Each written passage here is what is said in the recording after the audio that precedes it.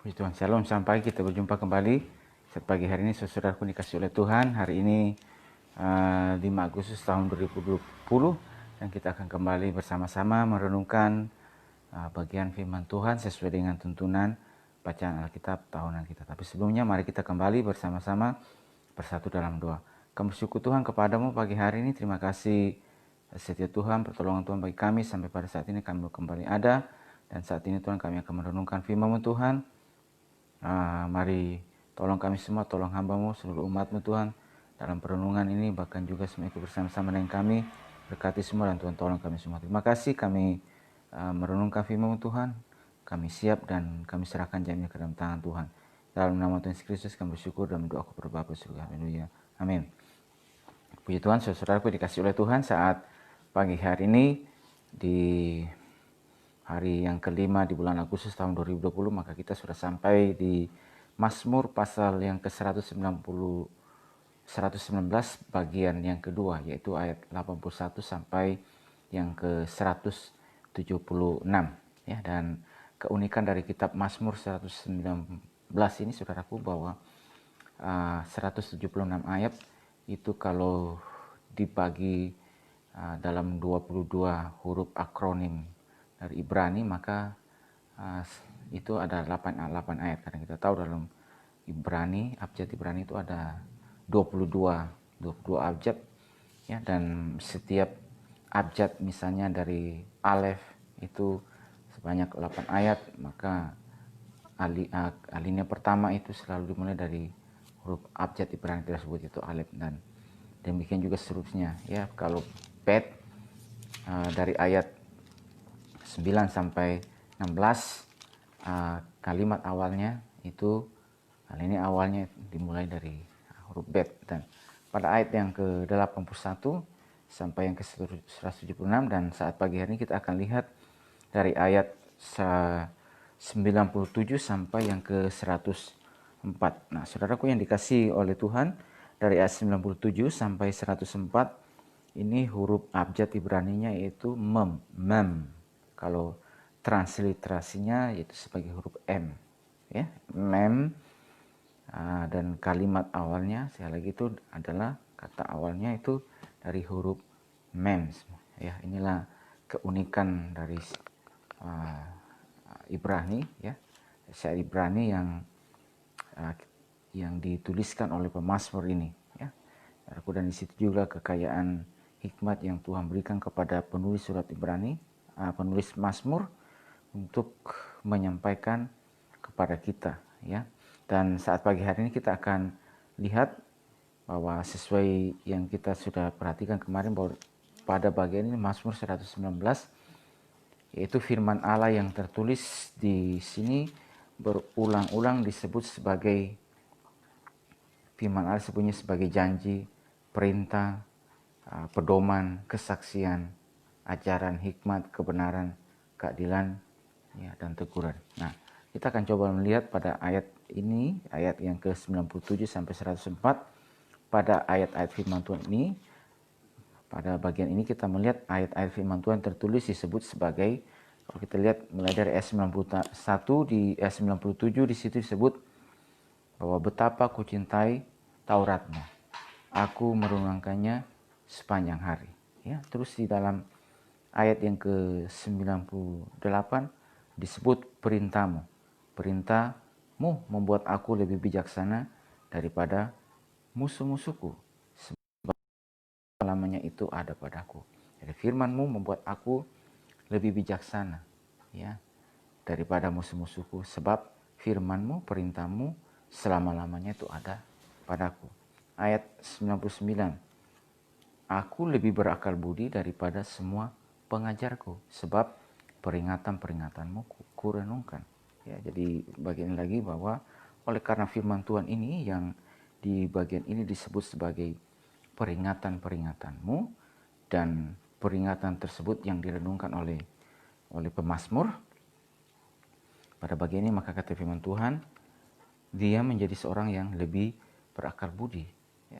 Jadi firman Tuhan memberikan membuat bijaksana ya, berakal budi ya daripada semua pengajarku. Ya, di situ karena itu di ayat-ayat 97 betapa ku cintai Tauratmu. Nah, terus di ayat yang ke-100, aku lebih mengerti daripada orang-orang tua sebab aku memegang tita-titamu. Oleh karena dia berpegang kepada tita-titamu, kepada tita-tita, ya, apa yang menjadi tita Tuhan, apa yang menjadi perintahnya yang tertulis dalam firman-Nya, berpegang, maka dia lebih mengerti, dibuat lebih mengerti, ya, daripada orang-orang tua. Orang-orang yang tua yang mewakili harusnya mereka yang lebih punya pengalaman, bijaksana, tetapi oleh karena ia pemazmur ini memegang tita-tita Tuhan, maka ia lebih mengerti daripada orang yang dianggap sebagai punya pengetahuan dan bijaksana. Ayat yang ke-102, aku tidak menyimpang dari hukum-hukummu, sebab engkaulah yang mengajar aku.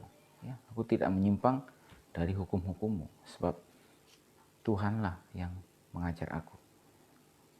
103, betapa manisnya janjimu itu bagi langitku, lebih daripada madu bagi mulutku. Janjimu, manisnya janjimu, ya, itu bagi langit-langitku. 104, aku beroleh pengertian dari tita-titamu, itulah sebabnya aku benci segala jalan dusta. Aku beroleh pengertian dari tita-titamu, itulah sebabnya aku benci segala jalan dusta. Jadi, saudaraku dikasih oleh Tuhan, firman Tuhan ini dari pemazmur ini, apa yang diucapkan, apa yang disampaikan, yang ditulis, yang tertulis dalam firman Tuhan, Mazmur ingin menyampaikan bahwa sangat penting, betapa pentingnya, ya, firman Tuhan itu bagi kita, baginya juga sebagai seorang pemazmur dalam pengalamannya, dalam perjalanan hidupnya, ya, maka dia melukiskan, menggambarkan tentang sangat pentingnya firman Tuhan itu menjadi bagian di dalam kehidupannya. Dan karena itu dia mengatakan betapa ku cintai Tauratmu. Nah, juga ini memberikan nasihat kepada setiap kehidupan kita untuk kita terus berpegangan kepada firman Tuhan. Ya, Taurat Tuhan, perintah Tuhan, titanya, peringatan-peringatannya, ya, peringatan-peringatan yang memberikan peringatan kepada kita, ya, atau seperti alarm yang mengingatkan kita situasi di mana kita berada, kondisi kita, maka firman Tuhan sudah dengan jelas, ya, menyampaikan kepada kita. Bahkan juga ketika keluar dari jalan kebenaran, firman Tuhan juga datang untuk memberikan ingatan, ya, mengingatkan kita untuk terus ada dalam kebenaran Tuhan, ya. Jadi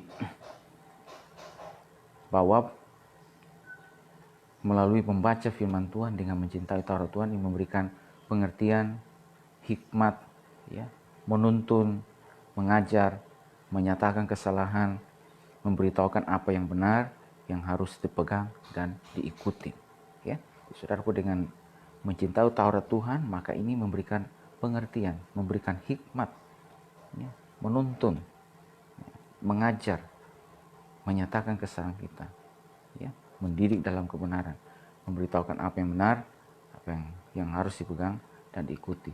Terus sebabnya kita lihat Tuhan juga diumpamakan seperti pedang bermata dua, seperti palu yang ingin menghancurkan bukit batu, atau juga godam, ya, yang ingin menghancurkan hal-hal yang keras, seperti api yang membakar, ya, supaya setiap manusia, setiap kita jalan sesuai dengan firman Tuhan.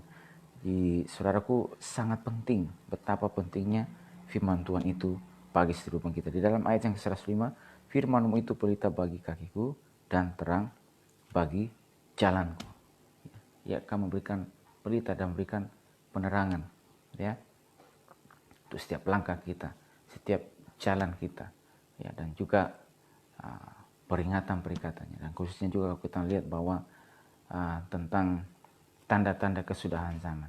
Pada hari ini kita di mana, di zaman ini, saudaraku dikasih oleh Tuhan, Alkitab memberikan peringatan kepada kita, memberikan tanda-tanda tentang kedatangannya, bahwa dunia tempat ini yang kita tempati saat ini bukanlah tempat kita, tapi ada langit baru dan bumi baru, ya, yang dijanjikan yang disiapkan bagi kita. Dan dari firman Tuhan kita boleh belajar, ya, kita boleh diberitahukan, ya, kepada setiap kehidupan kita. Karena firman ini memberikan terang dan memberikan juga memberikan harapan, memberikan iman, ya, bagi kita. Dan kita bisa lebih juga memahami Tuhan, memahami isi hatinya, memahami kebenarannya, dan juga kita lihat ada janji-janjinya, ya, bagi setiap kehidupan kita orang yang percaya. Berarti saudaraku dikasih oleh Tuhan, dengan demikian apa yang harus kita lakukan ketika kita sedemikian diberitahukan oleh pemazmur ini tentang pengalamannya, ya, tentang bagaimana juga komitmennya, bagaimana juga kerinduannya, ya, apa yang dialaminya dalam pengalamannya dengan Taurat Tuhan. Maka apa yang selanjutnya menjadi ikrar kita, komitmen kita. Di ayat yang ke-106 sini katakan, aku telah bersumpah dan aku akan menepatinya untuk berpegang pada hukum-hukum-Mu yang adil. Ya, jadi ada satu ikrar yang diikrarkan bahwa untuk berpegang kepada hukum-hukum yang adil dan menepatinya. Saudaraku dikasih oleh Tuhan, bahwa di Mazmur pasal 1 ayat 2 di situ mengatakan, yang merenungkan Taurat itu siang dan malam, ya, tetapi yang kesukanya ialah Taurat Tuhan dan yang merenungkannya siang dan malam. Berarti saudaraku, satu komitmen kita yang kita perlu lakukan adalah membaca dan merenungkan firman Tuhan setiap hari, rutin, teratur. Kita membaca firman Tuhan bahwa setiap tahun sebagaimana ikrar kita di jemaat, setiap tahun kita menyelesaikan pembacaan Alkitab dari Kejadian sampai Wahyu dengan ada tuntunan. Ya, kalau ada tuntunan itu akan menuntun kita untuk kita menyelesaikan. Dan juga setiap harinya kita juga bisa mengikuti, ada perundungan-perundungan. Jadi ada yang kita bisa renungkan. Dan tentunya sekali lagi bahwa ketika jemaat Tuhan kita semuanya membaca firman Tuhan, pastilah juga kita akan diberikan rema, memberikan kekayaan rohani, apa yang kita bisa pelajari dari firman Tuhan tersebut. Dan ketika kita membaca firman Tuhan tersebut, berikutnya kita tidak hanya membaca dan merenungkannya, tapi berikutnya juga menghidupinya, melakukannya. Oleh pertolongan Tuhan, kita menghidupi setiap kebenaran firman Tuhan. Kita lakukan apa yang kita dapat pada hari ini, kita belajar untuk melakukan, menghidupi setiap kebenaran firman Tuhan. Apakah firman Tuhan ini menyatakan kesalahan kita, mendidik kita, menasihati kita, ya, semacam memberikan peringatan kepada kita, maka kita lakukan, kita kerjakan. Saudaraku, berarti itu dibutuhkan hati yang lembut. Kata firman Tuhan juga dalam Amsal bahwa siapa meremehkan firman akan menanggung akibatnya. Ya, tapi sebaliknya, kalau mereka yang berpegang kepada perintah akan menerima upahnya. Jadi saudaraku dikasih oleh Tuhan, maka ketika ada pengajaran, ada yang mendidik, menyatakan kesalahan, saudara dibutuhkan kelemah lembutan, dibutuhkan hati yang mau terbuka terhadap setiap kebenaran firman Tuhan. Bukan pada posisi yang mengeraskan hati, yang tidak mau dididik, diajar, tetapi kita buka hati kita terhadap firman Tuhan. Tuhan, ini saya Tuhan, terus bentuk ajar, ya, supaya terus menjadi seperti yang Kau mau, ya, tidak meremehkan setiap firman Tuhan. Dan ketika kita menghidupinya juga, berarti berikutnya juga kita mengajarkannya kepada orang lain. Jadi kita membaca, merenungkan secara teratur, rutin, sesudah itu kita menghidupi, ya, yang mendidik, yang mengajar, yang menasihati, yang mengarahkan, ya, bahkan juga apa-apa yang mesti kita lakukan dalam masa-masa situasi yang pada hari ini pandemi global. Sekali lagi saudaraku, belum ada seorang ahli pun yang memprediksi kapan yang akan berakhir. Bahkan juga dari otoritas kesehatan dunia sudah menyatakan kemungkinan besar ini akan terus ada bersama-sama dengan kita pandemi ini. Dan kalau demikian saudaraku dikasih oleh Tuhan, kita sebagai orang percaya apa yang harus kita lakukan, kerjakan. Dan ketika kita membaca firman Tuhan, bahwa ada pengharapan di sana. Dan juga ini adalah semacam tanda yang mendahului kedatangan Tuhan, ya, bahwa di situ dikatakan akan ada penyakit sampar, tanda-tanda yang mendasarkan di langit dari pasal Lukas pasal 21. Jadi artinya saudaraku, ketika kita diberikan tanda yang demikian, maka kita sebagai peringatan bagi kita, apa yang mesti kita lakukan, apa yang mesti kita kerjakan. Di Matius 25 sudah mengatakan, zaman Nuh kembali terulang. Jadi firman Tuhan sering mengajarkan kepada kita, zaman Nuh kembali terulang, dan ketika zaman Nuh kembali terulang, yang semakin gelap, yang semakin malam, betapa pentingnya kita seperti gadis yang bijaksana, pelita kita harus tetap bercahaya di tengah kegelapan dunia ini. Ya, jadi berarti kita memegang setiap firman Tuhan dan kita menghidupinya, melakukannya. Dan sesudah itu kita mengajarkan kepada orang lain. Ya, jadi kita hidupi, kita diajar, habis itu kita menghidupi, ya, sesudah itu kita mengajarkannya kepada orang lain, beritahukannya kepada orang lain. Baik juga mengajarkan ya cara pengetahuan supaya mereka juga boleh mengerti, karena kita baca bahwa dalam perjanjian baru kita melihat Paulus mengatakan bahwa itulah sebabnya berjuang untuk menyampaikan firman Tuhan kepada saudara sebangsanya, karena mereka mengejar Allah tanpa pengertian yang benar. Demikian juga sida-sida dari Ethiopia, ya, Filipus mendekati dan berkata, mengertikah apa yang Tuhan baca? Bagaimana aku bisa mengerti kalau tidak ada yang beritahukan kepadaku?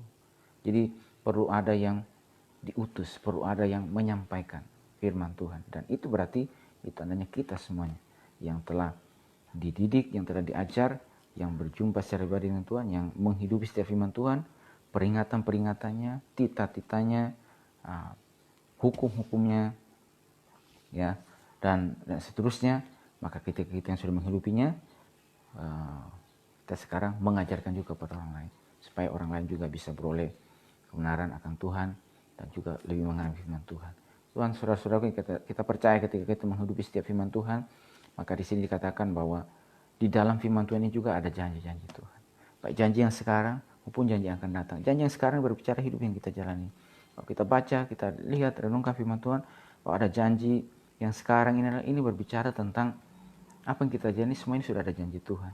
Tapi itu adalah sesuatu yang sifatnya sementara. Ya, bahwa ada yang lebih mulia daripada itu, yang kekal, yaitu dalam kerajaan surga, yaitu dalam upah yang kekal. Itu ada satu janji Tuhan dalam kekekalan sana. Tidak hanya kita sebagai orang percaya, saudaraku, janji untuk beroleh keselamatan, tetapi di dalam surga itu juga ada pahala, ada upah, ada mahkota, dan itu yang disampaikan firman Tuhan. Ya, kalau sedemikian ada pahala dan mahkota, berarti itu kan artinya sebuah apresiasi, sebuah penghargaan dari Tuhan semesta alam, hakim yang adil, ya, yang akan menghakimi kita dengan adil atas setiap apa yang kita lakukan, kerjakan. Dan kalau kita lihat dalam firman Tuhan, bahwa penghakiman kepada orang benar itu bukanlah penghakiman untuk menghukum apa tidak, tapi ini adalah penghakiman untuk pembagian pahala mahkota. Kalau penghakiman kepada orang yang tidak benar, penghakiman untuk menghakimi bahwa sudah pasti mereka akan dihukum, tetapi kepada orang benar juga ada penghakiman, ya, pengadilan. Dan pengadilan ini bukan untuk menghukum atau tidak sekali, tapi ini adalah untuk pembagian mahkota, pembagian upah, ya. Karena kita tahu Paulus Alkitab menyatakan bahwa itu ada pahala, ada upah, ada mahkota yang Tuhan siapkan bagi kita. Tapi dalam perjalanan kehidupan kita, hidup yang sekarang ini juga ada janji Tuhan. Kata firman Tuhan, haruslah kamu beribadah kepada Tuhan, karena ibadah itu mengandung janji, baik itu yang sekarang maupun hidup yang akan datang. Dan Yesus sendiri juga berkata bahwa apa yang menjadi upahmu ya adalah setiap orang karena kerajaan Allah meninggalkan segala sesuatu dan fokus kepada maka pada masa ini akan menerima kembali, dan juga pada masa yang datang hidup yang kekal. Di pada masa yang kita jalani ada janji Tuhan. Tuhan tahu bahwa kita dalam perjalanan ini kita juga butuh yang namanya hal-hal untuk mendukung kita, mensupport kita. Ya. Bahkan kita percaya kita akan mengalami janji Tuhan. Bahkan ada janji Tuhan juga yang ketika kita berpegang kepada firman Tuhan, orang yang percaya kepada Tuhan tidak akan dipermalukan. Tuhan mengangkat mereka dari keadaan hina, tercela. Tuhan berikan kemuliaan kepada mereka. Ya. Dan kalau itu yang kita lihat pada hari ini, ada begitu banyak juga orang-orang percaya, anak-anak Tuhan, ketika mereka kuat dari keadaan yang lama diangkat, ditebus, Tuhan memberikan pakaian yang baru kepada mereka. Dan sudah itu kita boleh melihat bagaimana dalam perjalanan hidup mereka Tuhan mulai berkati mereka, mengangkat, memberikan kemuliaan, ya, kepada mereka. Kemuliaannya sifatnya sementara, ya. Dan dikasih oleh Tuhan, ini adalah janji Tuhan. Tentulah sekali lagi bahwa antara satu orang percaya dengan yang lainnya akan berbeda sesuai dengan porsi Tuhan bagi kehidupan kita. Tapi yang pasti adalah pada janji Tuhan, hidup yang sekarang kita jalani itu ada janji Tuhan. Berarti berpegang kepada firman Tuhan, melakukannya, menghidupinya, maka di sana ada janji Tuhan.